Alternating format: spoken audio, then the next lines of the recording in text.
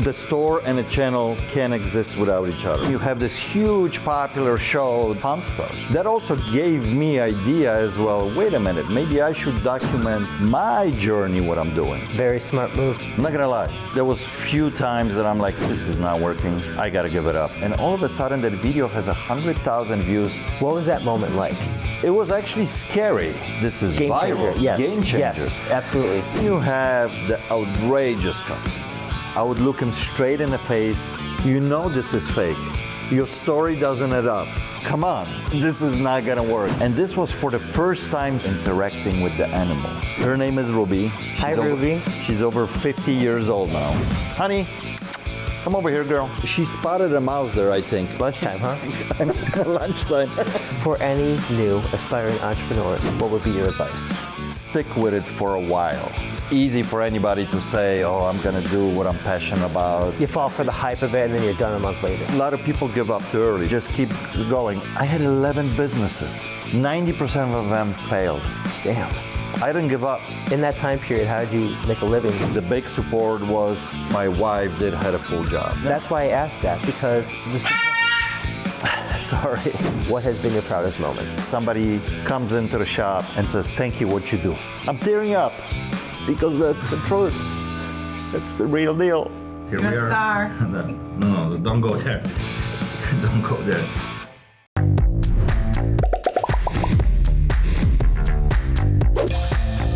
Folks, welcome back to another episode of The Locals. Thanks for joining us. My name is Ryan Gladthofer, and I'm going around spotlighting courageous entrepreneurs. And today, please join me in welcoming Pete from the Trading Post in Crystal Lake. Pete, thanks for having me. Absolutely, man.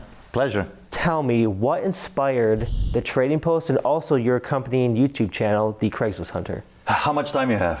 That's the question. As much time as you got, man. One cannot exist without the other. The Trading Post happened first. About 20 years ago, my ex-business partner, his name was Adrian, we saw a need of junk and debris removal service. We created a company that used to be called Platoon USA. Instead of getting, for example, a dumpster to clean out their house, they would call us, we would come in as a crew, clean everything out of that house, load it on a truck, and haul it away.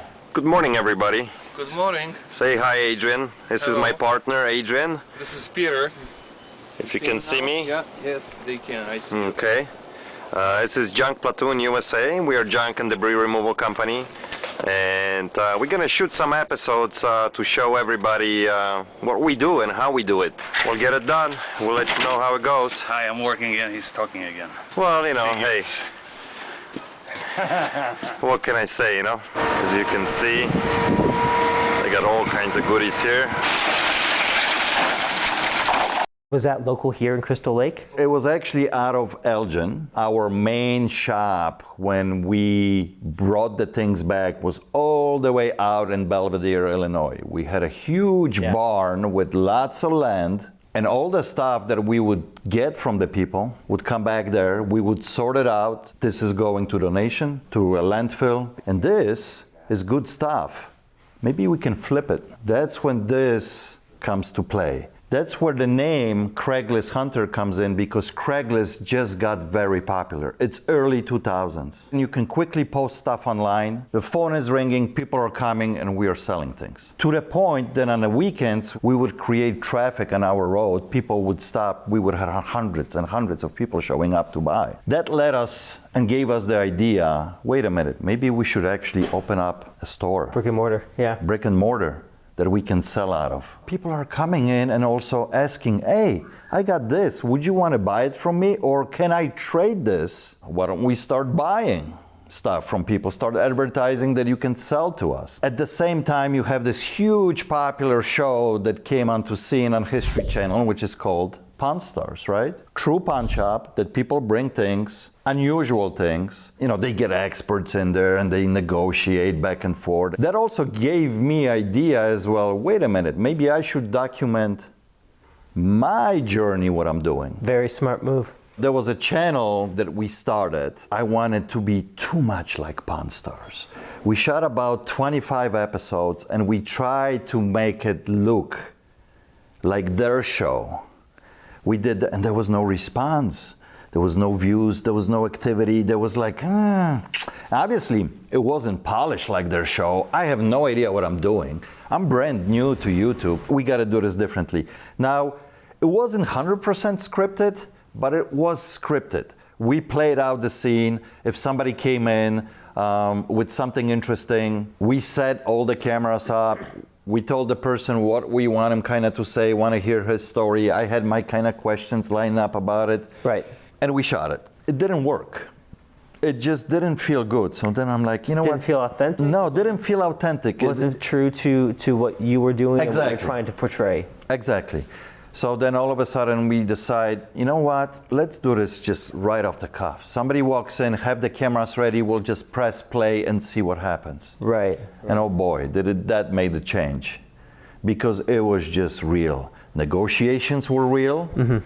The face expression, everything was real about it. And all of a sudden, people loved it. And then for some reason, something else happened, is the animals on the channel. They're adorable. Originally, it was a cat and a bird. The cat that originally was in the videos is no longer with us. His name was Milo. He was a big orange tabby, always laid on the counter, didn't do anything, but he was always in the background. People loved that. And then we had a big bird, big green-winged macaw that will maybe bring it up later here and show it off. Honey is sitting right now next to me here. Hey, you.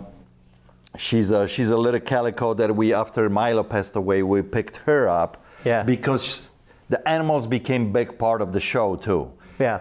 Doing the interruptions, the bird would squawk. The good thing about them, they're beautifully framed. Ruby, be quiet. Yeah. The cat would jump on a counter. And that became kind of interesting to people and gained popularity because of that. So, long story short, the store and the channel can't exist without each other, right? Because the channel drives traffic to the store because people watch it, they want to come in, they want to sell me something or just see it. It drives people into the store, yes, but the key here, it's not just local. Like, it is international. It is international now. Because I was looking at some of the reviews, just learning a little bit more about the channel. People from Japan are commenting. They're like, oh, we love your channel. Like, I didn't know about you until my buddy Peter, ironically, was telling me about all the videos that you have. And I'm like, wait, he has a brick and mortar in Crystal Lake. I'm like, this would be perfect. Right. It's so smart. The reason I really wanted to do the channel, it was in not anyway, oh, I'm gonna be YouTube famous. Let's do the channel so it's like a free marketing for my shop. That was always that idea behind it. Let's show off what we do here, what kind of things we buy so people can see it. They can bring that stuff to me so I can buy it. That's smart. exactly what happened, that people are reaching out from all over the country and they say, listen, I have a huge collection, my dad passed away, I need to sell this, can you come out and give us an estimate and look at this and if maybe you are possibly interested to buy it. I do a lot of business with local people that come in and buy. You can hear the bird in the background, so we'll bring her out a little bit later on. When perhaps things weren't working, the ups and downs of this entire journey, what kept you going and where does that drive come from? I'm not gonna lie, there was few times that I'm like, this is not working, I gotta give it up. It took a year before I got to 1,000 subscribers. It was a grind. I was getting views, but they were not really subscribing yet.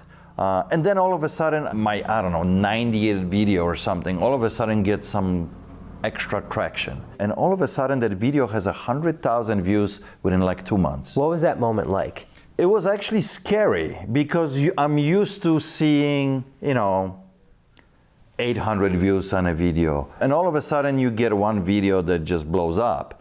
And in my mind, 100,000 views, it was like, this is Game viral. changer. Yes. Game changer. Yes, absolutely. Within a week, the channel goes from 1,000 subscribers to 10,000 subscribers, like exponentially. Seriously? Within just days. That's how it started? Quickly explodes. Every day the phone is ringing nonstop. Hey, I want to buy this, I want to buy this. Because people now diving into the content that was already shot, the 90 videos that we did, they're seeing things. And then all of a sudden, this is that point that you go, let me go back, look at that video, what we did right. People like see a different side of you, not only a businessman trying to wheel and deal, then all of a sudden it's this guy cuddling with his kitty, talking to his parrot. Somebody's coming. Say hi. Say hi. Who is that? Oh, who is he? She's 45. And showing like a little bit tiny bit behind the scenes, not only that interaction. You're kind of merging those two worlds. Kind of merging those two. And people all of a sudden like that format. I'm like, wait a minute. And from that moment on, Light bulb. Yeah. we started making that type of content, that interaction with the customer. Here's interaction with my employees, with the animals. Another interaction with the customer, back to the animals. And it was flowing. It was, 15 minutes of interesting, action, and then, oh, cuddly kitty. It worked. Another 2 years, it's 100,000 subscribers. Everybody who works for us now kind of becomes part of the show too. But still, you were starting to just gain some significant momentum. But then I'm also playing the algorithm that it's like this on YouTube, which is very hard to figure out. They are changing their things every 6 months. You have to constantly pivot with it too. Yeah. Kind of figure out what works, what doesn't. Like right now, I'm trying a little bit new things. I'm vlogging a little bit more that I used to do back in the day. It didn't work very well, but now I'm seeing again that people want to see a little bit more kind of behind the scenes, not necessarily hard negotiations up front, but how I actually do things in a shop, So I will throw in little episodes like that now too, that people never seen that side of my business, which is kind of showing people what they can maybe do on their own. How do you balance running the YouTube channel and the brick and mortar shop? So there is a formula right now to this store. Over the years, we figure out what worked, what doesn't, what we need to buy, what sells, what doesn't sell, what to stay away. At the beginning, this was kind of hodgepodge shop, like almost a junk store, because we were kind of buying everything. And that also because we had the junk and debris removal. Yes. So we were dealing with a lot of junk. You're kind of transitioning out of that business. We are transitioning. So it took a couple years to figure that out. I also understood how to train people, what we are looking for, all the employees.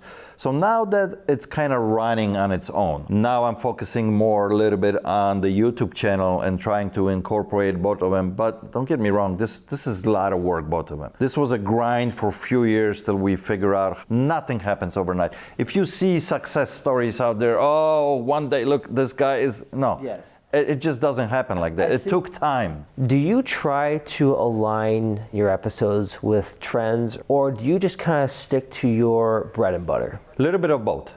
So bread and butter that I know that it works, it's always gonna be there. But the trends, when they're hot, you need to follow them a little bit. Can you give me one example of a recent trend that you followed and how you tied it into your content? Actually, I like to show off, for example, something that becomes hot on a market.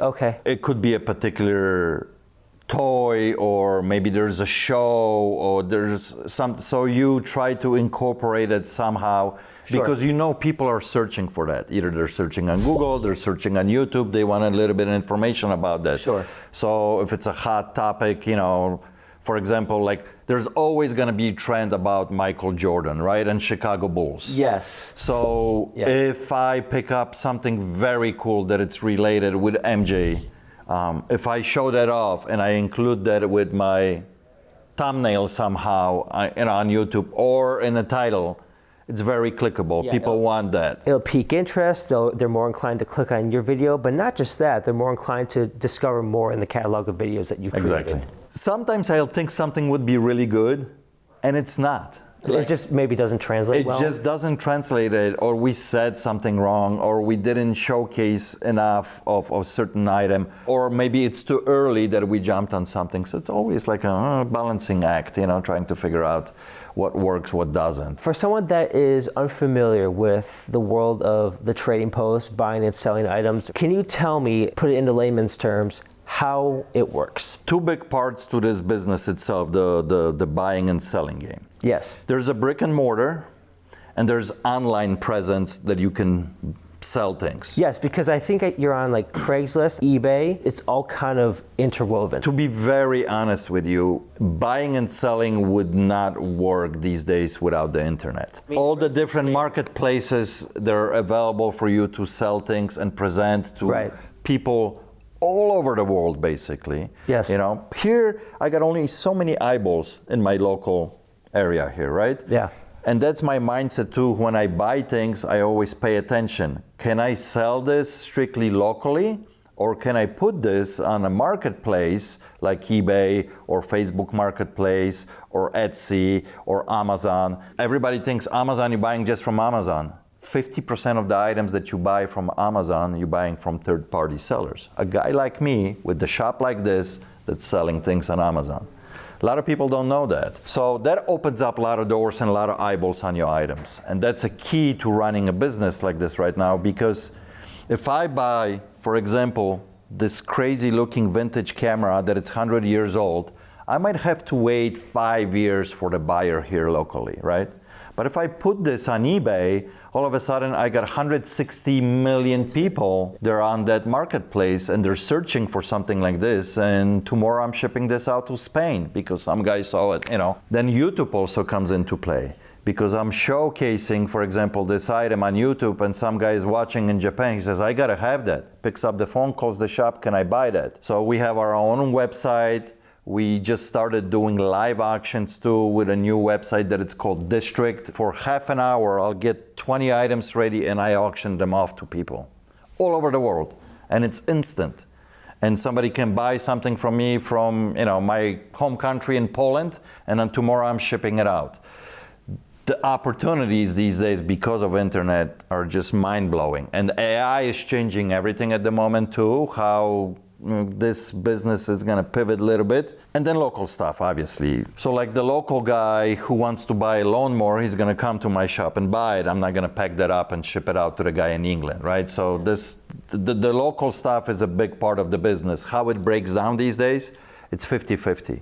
50% of my business I do locally, and another 50% is online. Would you be willing to share your background and your upbringing? You said that you are partially or 100% Polish?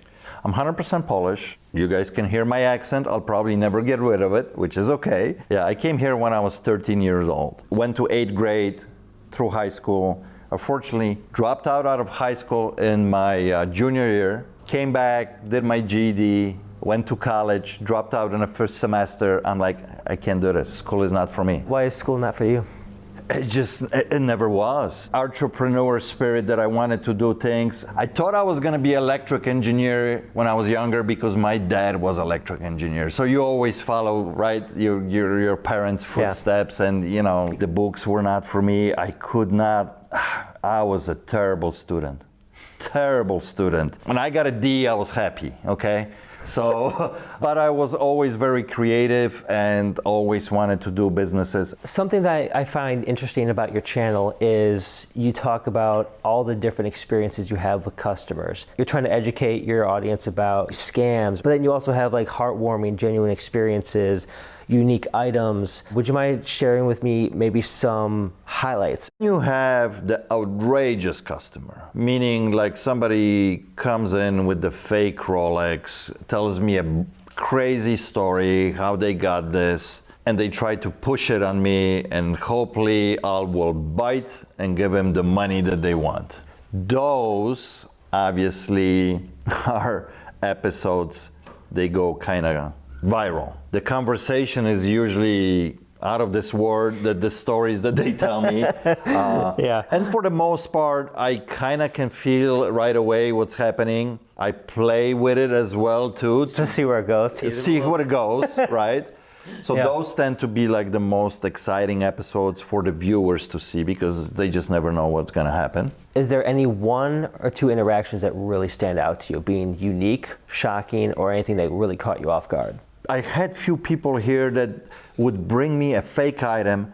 I would look them straight in the face and tell them, this is fake. You know this is fake. Your story doesn't add up. Yeah. And a month later, they come up with a different fake item, try to sell it to me again. That's what blows my mind. Maybe it'll work this time. You know? So it's like, the first one, I get it, okay, you try. Right. And then you show up the third time.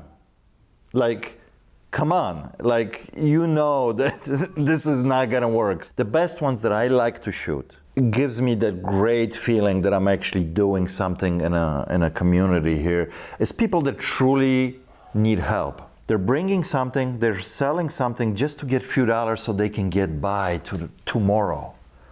And that's the one that I not only love capturing, but if I can help in any way, it just makes this whole thing tick. Sometimes somebody will bring me, can I sell you this for $5? You know, an item like this that it's worth maybe 5 or 10. Yeah. And I'll be like, you know what? Here's 20. Now, don't get me wrong. Here and there, people, because the channel got bigger and they seen some of these episodes, they will take a little bit of advantage of that. We have a special fund separate for those occasions that no matter what happens, if I think, or my crew, or we think here in the shop that these folks that came in, or this person, particular one person that came in, need help, we'll give them more. I like to think that eventually people will remember me as a guy who not only ran a business, had this YouTube channel, but did something for the community. Folks, that is the heart of a business. I think that business can be so much better when you put the customer first, not just trying to get a profit. And that is something that I admire deeply. I appreciate that. It means a lot, yeah. And with that in mind, I wanted to ask you, of all the things that you have built, the channel, the business, your former business, and as you've transitioned throughout your journey here, what has been your proudest moment? What's important that right now somebody comes into the shop, wants to take a photo, and says, thank you, what you do. That's this journey. I'm tearing up because that's the truth. That's the real deal. So, sorry. No. Oh, I hear, honey, come over here, girl. I hear the kitty climbing somewhere. Let me bring her over. Sure, let's bring in the animals. Perfect. Come on, girl. What are you doing? Yes, you are hunting a mouse. She's a mouser. Okay. All right. Kitty. So there she is. She's a little Hi. fluffy. Hi. Her name is Honey. She's about 6 years old. You. She like being She was pet? a rescue. Yes. She's a very nice kitty. She spotted a mouse there, I think, or something, because she wants to definitely Lunchtime, huh? lunchtime. I rescued her about 6 years ago. She's a rescue cat. She was about 6 months old. She's super friendly. Oop, she's going. She's going. Well, it's fun while it lasted. All right, here we go. So don't touch her because she will bite. I will not. But her name is Ruby. Hi, Ruby. She's over 50 years old now. 50. Whoa. So they live a long time. Macaws live 80 to 100. This one is very healthy. She's a good girl. We have her now for about 15 years, and the story with her was that my ex-business partner actually inherited her from a friend who passed away, and she was in a will. So he's like, what am I gonna do with this bird? And guess what? He brought her in the shop, and she's been here ever since. So Hey, you. yeah. Hi. She's a cutie. She She's most a certainly cutie. is. Fluffy feathers. Fluffy colorful. feathers.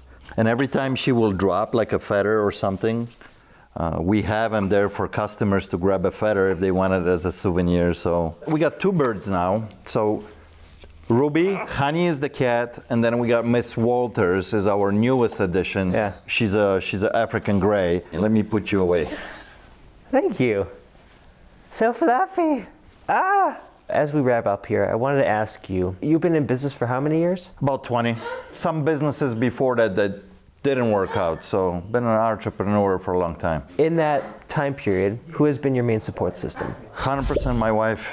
My crazy ideas over the years that didn't pay out, I'm very surprised I'm still married to her. But she stuck out with me and she was my main support. Why is that?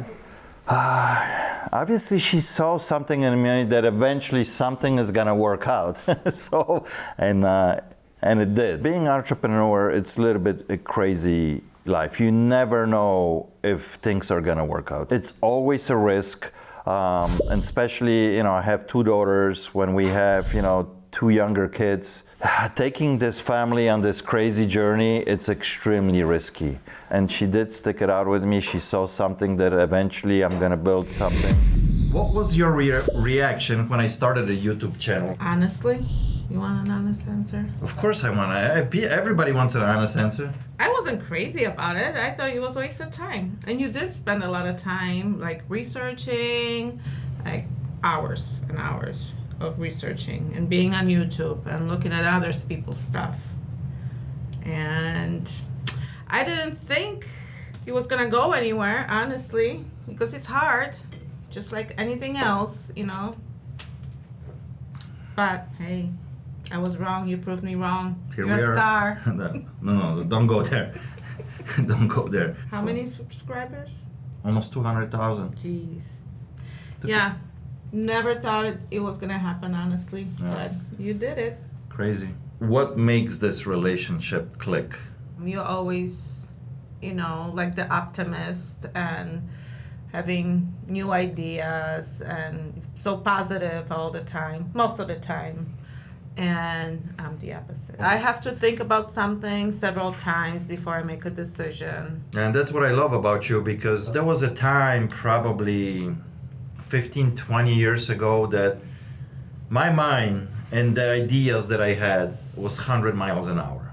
Now I'm only 50 miles an I hour. think you're about 55 right now. So I would come up with stuff all the time, and you would be, I could just see your eyes just, oh no. Another new idea. Another idea, another project, another this and that. So you know how to ground me and let me know when I'm going over the boundaries. And I think I understand that and I respect that. How many years do you think it took you to finally start reaping the rewards? It's a very good question. Like any business, it's up and down all the time. Was there a time frame that you maybe saw, okay, it's not survival, I'm actually making headway here? When we started the junk and debris removal service, it took 3-4 years before it's like, oh, okay, this is working. We're actually making a little bit of money. And then same thing later on with the store. That business is working, but now we're taking all that money and putting into this new venture that we are starting with the store that you don't know if it's going to really take off or not. In that time period, how did you make a living? At the beginning, when it's making hardly any money or we're barely breaking even. Right, exactly. The big support was that my wife did had a full job. That's why I asked that, because the support... Sorry. That's why I asked that. It's because the support system is everything. And there were moments too that was like, oh my gosh, what are we gonna do this month? It doesn't look good at all. But we kind of pushed through it, and eventually it started, paying off. For any new aspiring entrepreneurs, whether it's YouTube, whether it's your own brick and mortar, whatever anyone has a dream for, what would be your advice? If you really deeply want to do something, stick with it for a while. When you start, a new venture. Now, here's the question: how long you can stick it out, right? Because it's easy for anybody to say, oh, I'm gonna do what I'm passionate about. You fall for the hype of it and then you're done a month later. A lot of people give up too early. That's what I was saying That's what's earlier. hard So you about gotta it. stick with it. You gotta be very consistent. It does pay off. And if it doesn't, you have to realize and decide how to pivot, what to do to try new things and just keep going. I had 11 businesses before the junk Platoon USA. 90% of them failed. Damn. I didn't give up. I had to go back to regular job, work for another 6 months. You did? Okay. Get a little bit money again, try a new thing. Damn it, failed again. Go back to the job, work again, try again. So persistent determination is big. A lot of people eventually say, no, I'm giving up. Have a plan and reach out to the people that did this, what are you thinking to do already, that they've been in the same kind of business or they had similar journey. Don't be afraid to reach out and ask.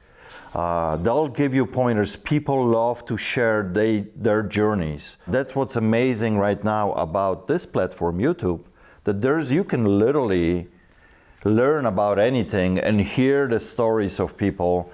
And there's no permission to post. Exactly. Pete, you are grit and heart personified.